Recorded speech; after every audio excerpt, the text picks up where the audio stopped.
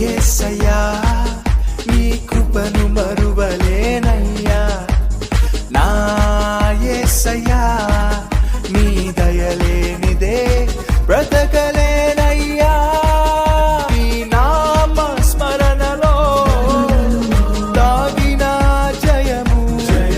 నీ వాక్య ధ్యానములో పొందిన బలము తలచుకొనుచు నా యాత్రను నే కొనసాగించెదా తలచుకొనుచు నా యాత్రను నే కొనసాగించెదా హల్లెలూయా